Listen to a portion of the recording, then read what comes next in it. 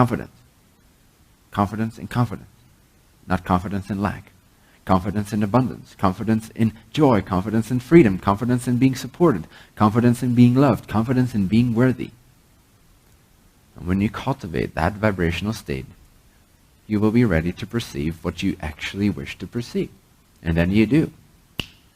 And then you enjoy it, and you reap the benefits of your previous thoughts, of your previous vibrational work. And it will be a great moment of celebration. And you will continue to enjoy it for a little while, but meantime, you're already working on the next big thing.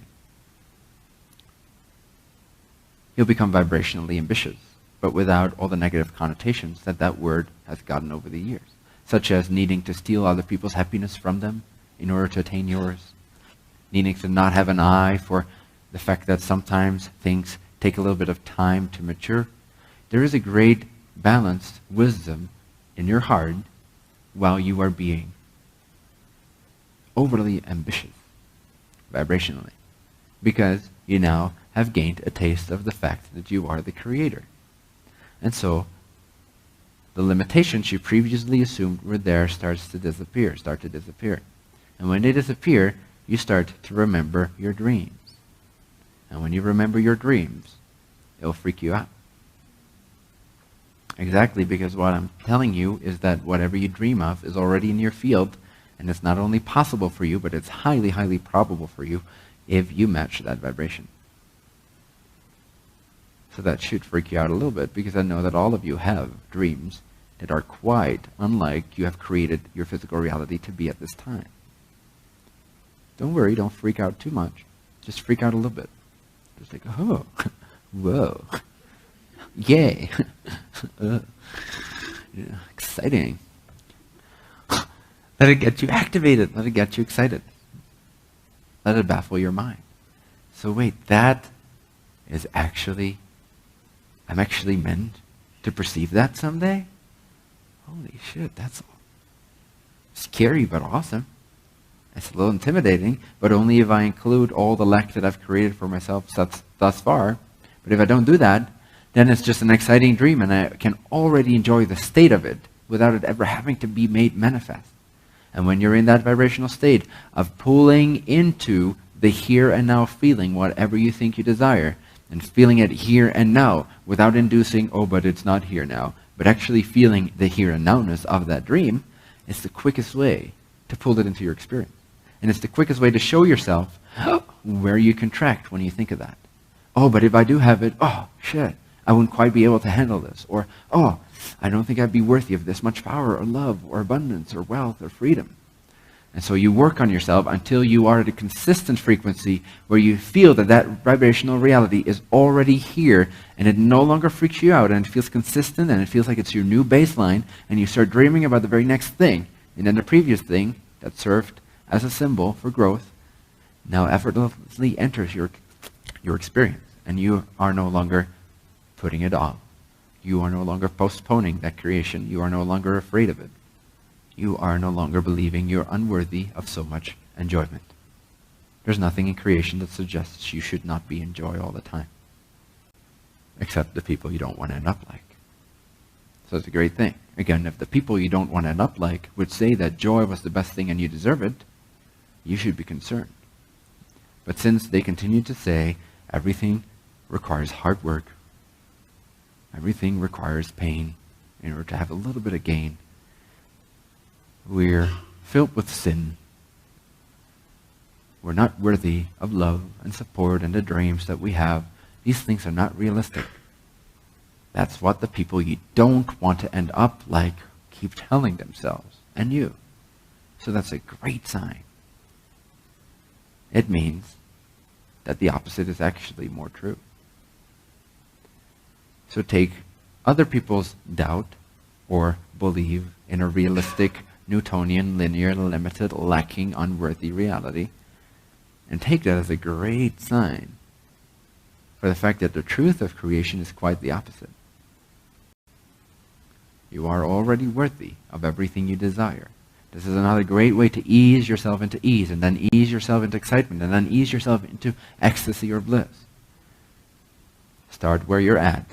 slow down the negative spiral in whatever way you can until you reach a neutral point of ease.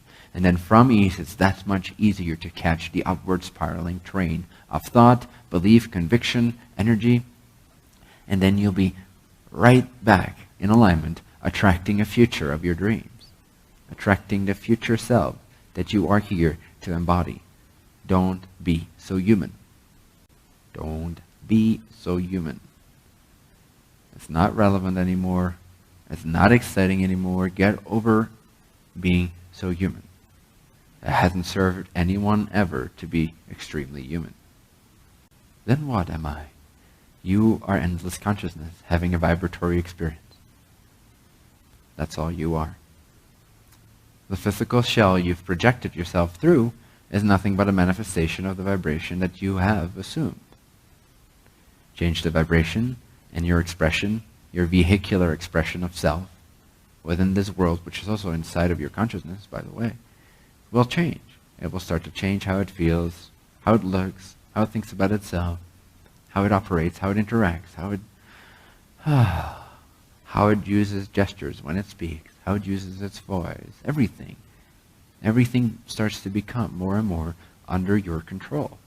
The way you express yourself becomes yours, not random and automatic and erratic. You become the full expression of your controlling self. Controlling what? Controlling vibration. Controlling situation? Nope. Just vibration. Again, as soon as you fall into the trap of believing you should control your environment, you're already giving away your power to something that has no power to create the future. And remember, the only reason you ever try to control what is because you believe it will lead into a better future. There's no other reason to control what is, unless you believe it will turn into a better thing, a less lacking creation. Now that you know that the next creation never takes its cue from what is visible now, you can safely let go of situational control and rest in the pure bliss of knowing that you are a vibrational creator, and that the future will shape itself around you. You don't have to go out of your way. You don't have to move a single inch, a single finger to attract the life of your dreams. You could hypothetically sit in this chair for the next 2 years, attract people that want to feed you. It might help to grow a beard and a mala and speak some wisdom every once in a while and say that you're a saint from the future. But other than that, let's say you attract that to yourself. You can attract the life of your dreams by simply sitting here, not moving a finger. Why? Because creation does not base itself off of creation. The future has nothing to do with the now, except how you feel about the now. That's what creates the future. So if you were to sit here in bliss and effortless abundance and total conviction in the union, infinite state of being, and you are not afraid to imagine, you are not afraid to create on the mental level and to be excited about what you see and to only pull into your vision things that excite you and that are a representation of that abundance, you will bring that into your experience without having to do any physical work. Not saying physical work is a bad thing, but let your physical work be only utilized to pluck the fruits that have grown out of your previous mental creations. So, what is the physical body meant to do? Is it meant to do hard work? No. It is created to enjoy, on a physical level, the non-physical thoughts you've been having. That on a non-physical level you could not enjoy physically. You could only enjoy as physically as non-physical reality allows you to enjoy, which is very high vibrationally and very intense, but it's a different type of feeling than the experience of the physical illusion. And so, you decided, well, why not project a portion of my consciousness into this physical illusory plane of consciousness so that I can not only enjoy everything on the mental instantaneous plane, but I can also give it the illusion of time and therefore give myself this trajectory of vibrational growth, of not having instantaneously what I think of, but having there be a little bit of time between where I am and where I want to be before I pull it into my full-blown experience. And then, when I continue to think the thoughts that I desire that are in alignment with the truth of my abundant soul and my generous soul, infinitely giving, infinitely of service, but also very generous to itself, also very selfish in that it wants joy and expansion in that way. And so having thoughts align with the vision of my true self, it will bring into my reality opportunities that are reflective of that. And suddenly I'll recognize it. Hey, 2 weeks ago, I sat down and for 10 minutes I imagined this. Or even for a split second when someone was talking to me, I thought, randomly almost, wouldn't it be nice if this or that occurred someday? And I completely forgot about it. And here it is. Now let me receive the fruits of my thoughts and enjoy. Consume your creations. That's all the physical being is meant to do. Enjoy the physicality that are reflective of its previous foregoing mental creations. But make no mistake, you don't create by physical work, you create by mental imagination. You create by non-physical intention, imagination, vibrational receiving of who you are. That's how you attract future to yourself. You don't do it through physical work. Physical work is only meant to enjoy the fruits of your previous thoughts. Make sense? So ease your way into ease, and then ease your way into bliss, to the best of your ability, over and over and over and over and over again. And you will find more and more perspectives of how valuable you are. You will find access to more and more ways of seeing life that are in alignment with the Creator, that are abundant, that are self-loving, that are self-giving, that are self-enjoyable, and also other-giving and other-enjoyable, because you see in that high vibrational state that all is yourself, and your entire environment is your body and your beingness. And so there is no more distinction between other selves and yourself. You are one self. And so the best way to give to all of yourself is to be in ecstasy, to have access to high vibrational, wise, interconnected thoughts that are of benefit to everyone, to all that is. You can only do that through joy, not through depression. So make it a priority to feel really amazing. Develop the habit to find and search and dig for the perspectives that make you feel great about who you are.